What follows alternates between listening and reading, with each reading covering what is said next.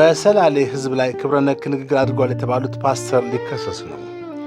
የሰሜን ሸዋ ዞን አቃቤ ሕግ መምሪያ የሰላሌን ህዝብ ክብር የሚነኩ ንግግሮች አድርጓል የተባሉት ፓስተር ሄኖክ ግርማን ለህግ ለማቅረብ እንቅስቃሴ መጀመሩን አስታወቀ። የፍቼ ከተማ አቃቤ ሕግ እና የከተማዋ ፖሊስ በቅንጅት በጀመሩት ምርመራ ከጉዳዩ ጋር በተያያዘ ወይዘሮ ባዩሽ አለማየሁ ከበደ የተባሉ ግለሰብ በቁጥጥር ስር ውለው ምርመራ የደረገባቸው መሆኑ ተገልጿል።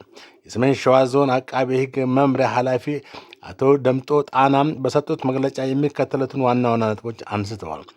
ብሔርን መስደብ፣ ስም ማጠልሸትና በህዝብ መካከል ሁከት የሚፈጥሩ ንግግሮችን ማድረግ በህግ የሚያስጠይቅ ከባድ ወንጀል ነው። ሁለተኛ፣ ፓስተሩ በአሁኑ ወቅት በሌላ ክልል እንደሚገኙ የጠቆሙት ኃላፊው ግለሰቡን በቁጥጥር ስር ለማዋል ከፌዴራል የህግ አካላት ጋር የቅርብ ክትትልና ንግግር የተደረገ መሆኑን አረጋግጧል። ሶስተኛ፣ የጀግኖች መፍለቂያ የኩሩ ኦሮሞ ህዝብ የተለያዩ ሃይማኖቶች በክብር የሚኖርባት ሰላሌ ስም መነካቱ የህዝብ ቁጣ የቀሰቀሰ በመሆኑ ህጉ ተገቢውን ምላሽ ይሰጣል ብለዋል። አቃቤ ሕግ መምሪያው የህግ የበላይነትን ለማረጋገጥ አስፈላጊውን እርምጃ ሁሉ እንደሚወስድና የምርመራውን ውጤት በየጊዜው ለህዝብ ይፋ እንደሚያደርግ አስታውቋል።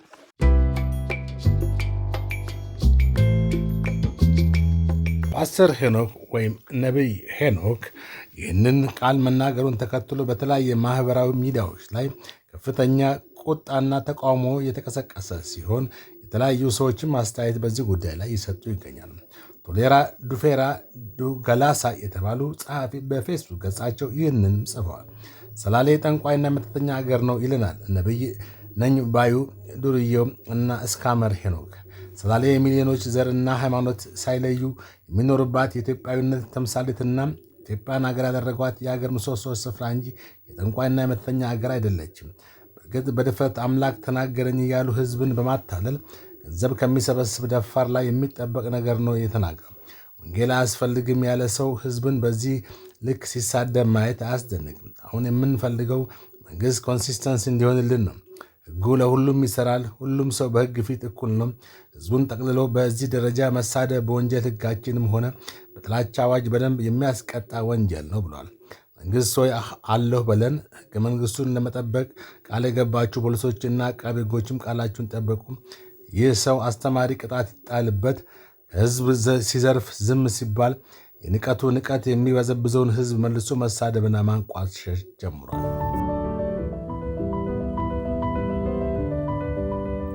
ቶሌራ ዱፌራ የተባሉ ጸሐፊ በሌላ የፌስቡክ ገጹ ደግሞ የሚከተለውን ብሏል። የሰላሌ ህዝብ እግዚአብሔር ውድ ህዝብ ነው። ፓስተር ወይም ፕሮፌት ሄኖክ የሚባል ሰው ሰላሌን የተሳደበበት የቪዲዮ ምስል አይቼ እጅግ አዘንኩኝ። ያ ምስኪን ህዝብ፣ ያ የናፈቀኝ ቀዬ፣ ያ ለፈጣሪ እጅግ የቀረበው ውዱ ህዝብ፣ አሳዳጌ ሳይኖረው ያለ ስስት ሰጥቶ ያሳደገኝ የደጉ ሳምራዊ ተምሳሌት የሆነ ህዝብ፣ ያ በሰፉ እና በስርዓት ሰውን ሁሉ ውደዱ፣ ህዝብን ሁሉ አክብሩ እያለ ኮትኩቶ ያሳደገን ህዝብ፣ ያ ዋስ ጠይቀው ወተት የሚሰጥ፣ ያ አንዲት እንጀራ እንኳ ቢኖረው ለእንግዳ ሰጥቶ ባዶ ሆዱን የሚያደርግ ገራገር ህዝብ ነው ተሰደበ። በጣም ያሳዝናል። ሁሉም ያለ ዘር እና ሃይማኖት ልዩነት ከየትም ቦታ የምንኖርባት ሀገር ሰላሌ ተሰደበች። ሰላሌ የቅዱሳን የሰማዕታትና የጻድቃን ሀገር ናት። ሰላሌ የቅዱሳን ሀገር መካነ ጸሎት ናት። ሰላሌ የአቡነ ጴጥሮስ ናት፣ የሰማዕት ጽድቅ ቤት ናት። ሰላሌ የአቡነ ሚካኤል ሀገር የሰማዕቱ ምንጭ ናት። ሰላሌ የአቡነ ተክለ ሃይማኖት የሐዋርያው ቤት ናት። ሰላሌ የአቡነ ፊልጶስ የኢትዮጵያዊ ጻድቅ ቤት ናት። ሰላሌ የብሩካን አቦ ሀገር የኔ ብፁዕ አቡነ ዜና ማርቆስ የና አቡነ ያሬድ የና አቡነ ቃውስጦስ ሀገር ናት። ምድሪቷ ዕለት ዕለት የሚጸለይባት ክርስቶስ የሚሰበክባት ስፍራ ናት። ሰላሌ የአገር አድባርም ሽማግሌ አገር ናት። እነኛ ሰዎች እግዚአብሔርን በፍቅር የሚያዙ ህዝቦች እኮ የሰላሌ ህዝቦች ናቸው። ሰላሌ መካን ቅድስት ናት።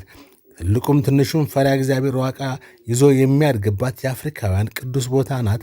ያልተጸለየበት ፈጣሪ ያልተመሰገነበትም ወንዝ የለም። አፈሩም ጻድቅ ነው። እንዴታ ፈጣሪያችን ሆይ ዝንበል እያሉ በቅጽበት መልሰን ከፈጣሪ የሚያገኙ ደግሞ ዝናብ በዝቶብናል ብለህ ይቆምልን ብለው የሚያስቆሙ ህዝቦች ናቸው። ሰላሌ ለፈጣሪ እጅግ ቅርብ የሆኑ የብዙ አያንቶች ካህናትን እና ሽኮች አገር ናት። ሰላሌ ፓስተሮችም አገር ናት። ደግና የዋህ ህዝብ፣ ራሱ እየተራበ ሌላውን የሚያበላ ህዝብ ነው። ለዚህ ህዝብ እንኳን ስድብ የክብር ቃላት ያንሰዋል። ሙገሳና ውደሳ ሊገልጠው የማይችል የእግዚአብሔር ህዝብ ነው። ምናልባት ወንጌል ከብዙዎች በፊት የሰማ አዲስ ኪዳንን የተማረ ሕዝብ ነው።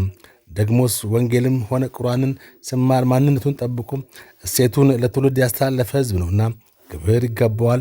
ስለ ሀገር፣ ስለ ጀግንነት፣ ስለ አህጉር ስታስብ ያለ ሰላሌ አይቻልም። ሰላሌ የጀግኖች መፍለቂያ ነው ናት።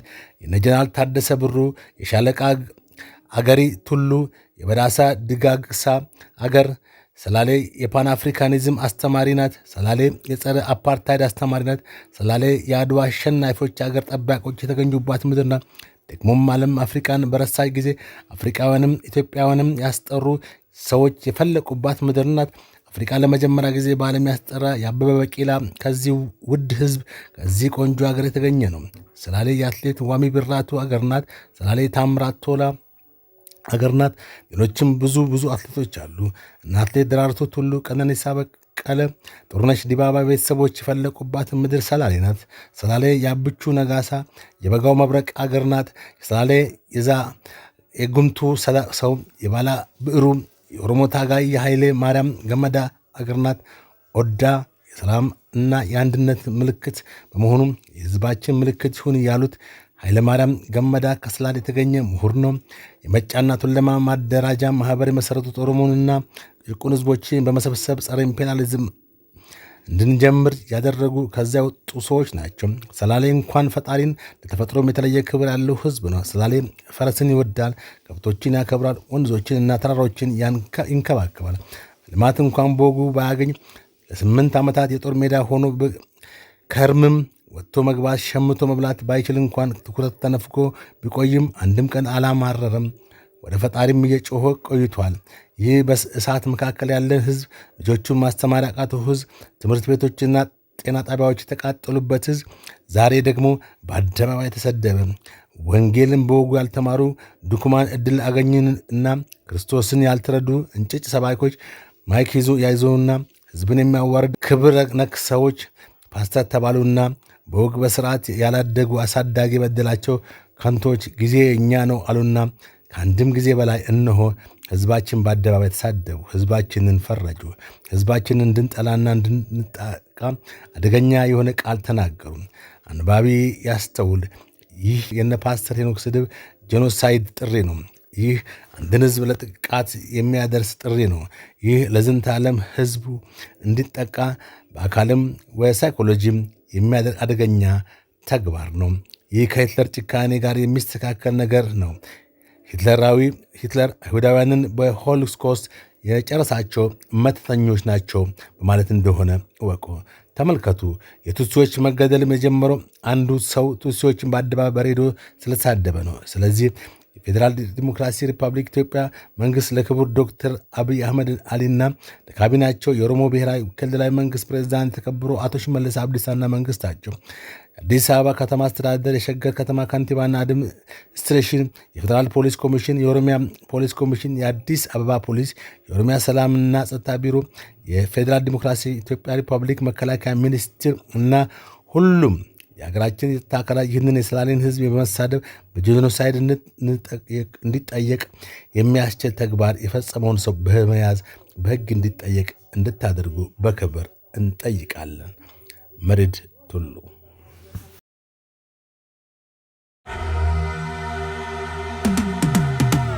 ይህ በዚህ እንዳለ ፓስተሩ ለተነሳበት ተቃውሞ ምላሽ ሰጥቷል። ምላሹ እንደሚከተለው ይነበባል። በቀን 13/04/2018 ዓ.ም በጂፒኤስ ቸርች የአንዲት እህት ምስክርነት በቤተክርስቲያናችን የማህበራዊ ድረገጾቻችን ላይ የተለቀቀ መሆኑ ይታወቃል። በምስክርነቱ መሃል ስለ ፍቼ ሰላሌ ከተማ የተነገረው ንግግር ተቋርጦ በተለቀቀ ቪዲዮዎች ምክንያት ከአውዱ ውጭ በመተርጎሙ ቪዲዮ በአንዳንድ ወገኖች ዘንድ ቅሬታ እንዲፈጠርባቸው ለመገንዘብ ችለናል። ጂፒኤስ ቤተክርስቲያን ሁሉንም የማህበረሰብ ክፍል የምታከብርና በኩል የምትመለከት ቤተክርስቲያን ነች። ብዙ ሰዎችም ከተለያየ የዓለማችን ክፍሎች እንዲሁም ደግሞ በሀገራችን ካሉት ሁሉም ክፍሎች እየመጡ ቤተክርስቲያናችንን እንደሚካፈሉና በዚያ የሚለቀቀው ጸጋ የሚጠቀሙ መሆኑ ይታወቃል። ነገር ግን የዚህ አጭር ቪዲዮ መልእክት መላውን የፍቼ ሰላሌን ሕዝብ የሚመለከት ሳይሆን እንደ ማንኛውም የአገሪቱ ክፍል ያለውን የክፉ መናፍስት ሥራ መቃወምን መሠረት ያደረገ መሆኑን ማስገንዘብ እንፈልጋለን። ከዚህ ባለፈም በየትኛውም ከተማ ይሁን አገር ያሉትን የመናፍስትና አጋንንት ሥራ መቃወማችን በዚህ አግባብ እንዲታይ እንላለን።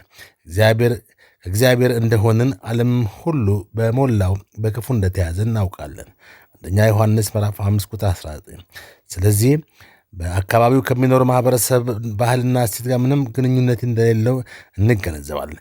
እንዲህም ሆኖ ሰሞኑን በተለቀቀው ቪዲዮ ቅር ለተሰኙና ጉዳዩን በትክክል ላልተረዱ አንዳንድ ወገኖች ቤተክርስቲያናችን በጌታ ኢየሱስ ፍቅር ይቅርታ የምትጠይቅ መሆኑን ለመግለጽ እንወዳለን። ከየት ነው? ከሰላሌ አገሩ የጠንቋይ አገር የመተተኛ